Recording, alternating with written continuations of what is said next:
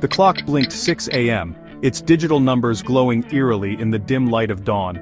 Sarah yawned, stretching beside David, who was already awake, his eyes fixed on the window. He was already up, peering out the window with a furrowed brow, sensing something was off. Strange, where is everyone? David muttered, his voice tinged with confusion and concern. Sarah joined him, her curiosity piqued by his unusual behavior. Their street, usually bustling with morning activity, was eerily deserted. No cars, no joggers, no signs of life. No kids on their way to school, just an unsettling emptiness. They stepped outside, the silence pressing in on them. No distant lawnmowers or barking dogs. The usual morning sounds were conspicuously absent. Even the birds seemed to have vanished, leaving an unnatural stillness in their wake. A chill wind rustled through the trees, carrying a sense of unease that settled deep in their bones. Hello? David called out, his voice echoing in the emptiness. Sarah called out, her voice echoing through the stillness. Only silence answered, amplifying their growing dread. They decided to check on Mrs. Henderson, their elderly neighbor, hoping she might have some answers. As they approached her house, they noticed her front door ajar, swinging gently in the breeze. Mrs. Henderson? Sarah called out, her voice trembling slightly. David called out, his voice tight with worry. The house was empty, every room silent and undisturbed. A wave of fear washed over them. Something was very wrong and they could feel it in the pit of their stomachs.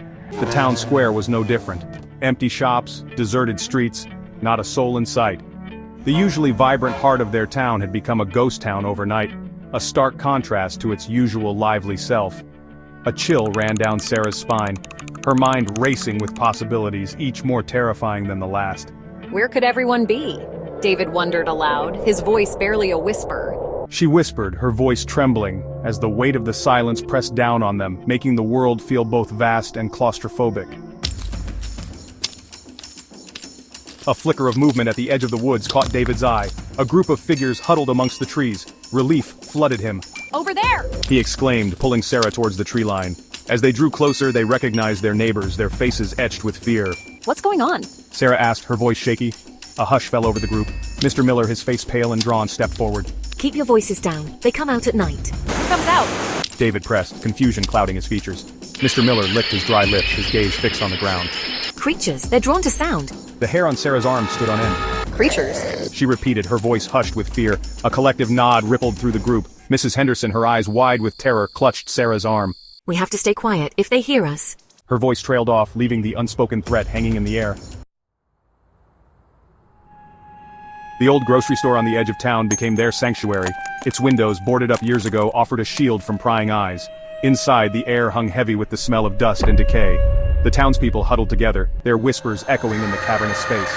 The day stretched on, an agonizing weight filled with hushed whispers and nervous glances towards the boarded-up windows. The sun began its descent, casting long, ominous shadows through the dusty windows.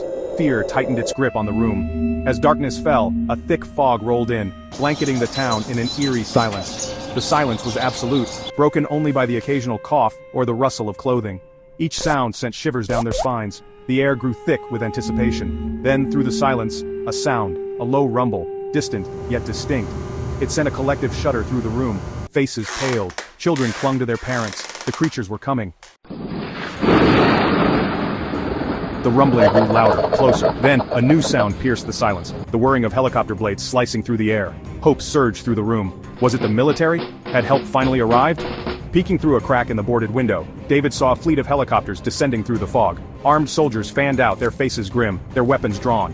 They moved with a practiced efficiency that spoke of countless encounters with the unknown. Relief washed over David. They were safe. He turned to share the good news, but the fear in the room had morphed. Now it was mixed with something else. Curiosity. We should go to them.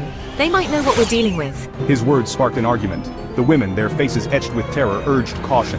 The men, emboldened by the presence of the military, argued for answers.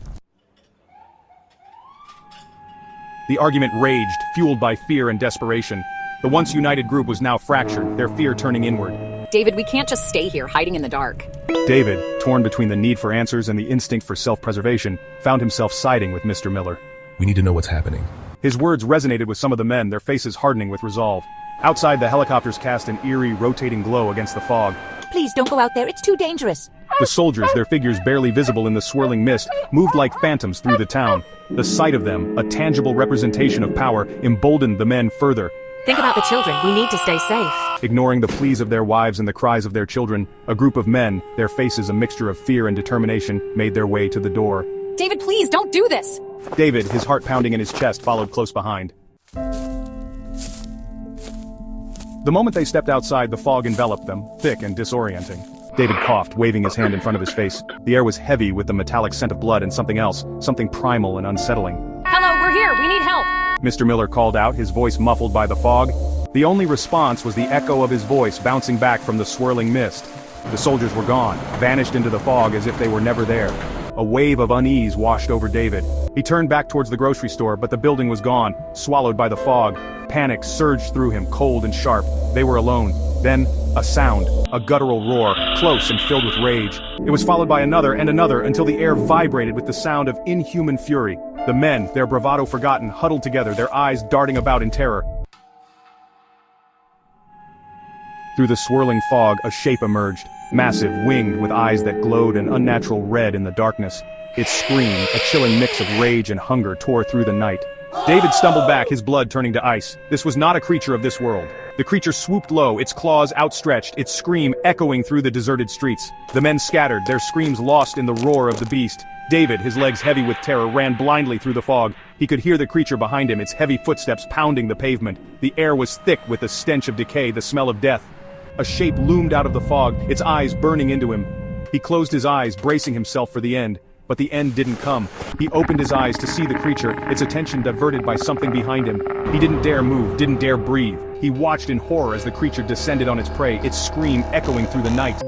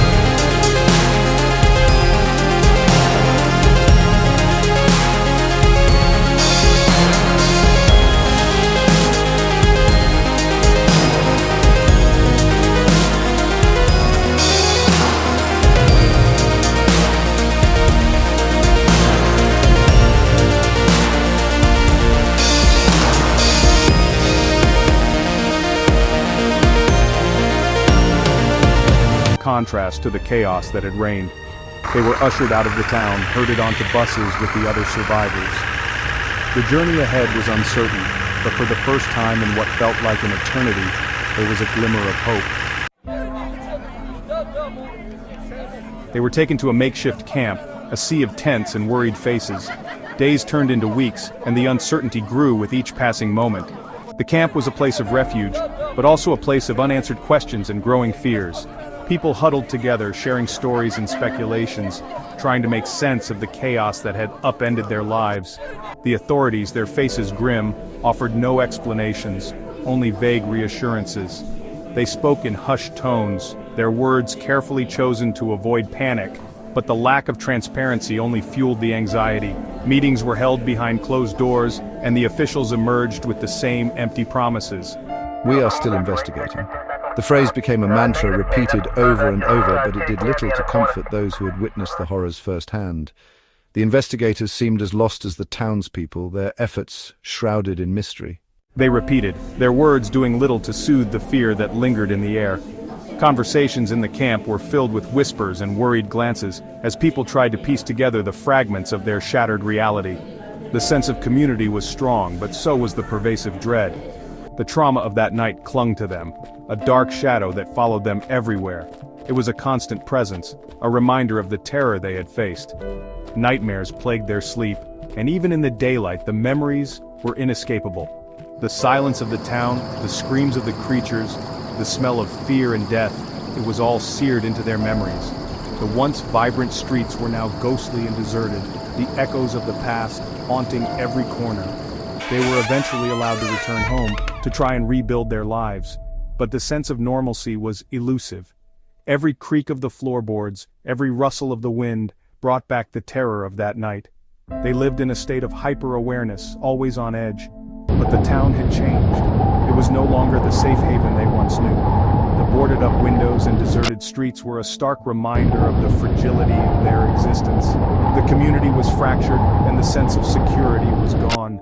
The streets were eerily quiet, the laughter of children replaced by a haunting silence. The playgrounds, once filled with joy and life, now stood empty and forlorn. The absence of normalcy was palpable, and the weight of the unknown pressed heavily on everyone. The shadows seemed longer, the nights darker. The fear of the unknown cast a long shadow over their lives, making even the simplest tasks feel daunting. The darkness was no longer just the absence of light, but a reminder of the horrors that lurked within. The creatures were gone, but the fear remained. The memories of their grotesque forms and the terror they brought were etched into the minds of the survivors. The forest, once a place of beauty and tranquility, was now a symbol of their nightmares. The unanswered questions lingered, a constant reminder of the night their world changed forever. Every day was a struggle to find meaning and understanding in the chaos. The sky, once a source of wonder, now held a sense of foreboding. What were those creatures? The question haunted them, a puzzle with no solution. The shadowy figures that had terrorized their town were unlike anything they had ever seen. Where did they come from? The origins of the creatures were shrouded in mystery, adding to the fear and confusion. The dense, dark forest seemed to hold the answers, but no one dared to venture in.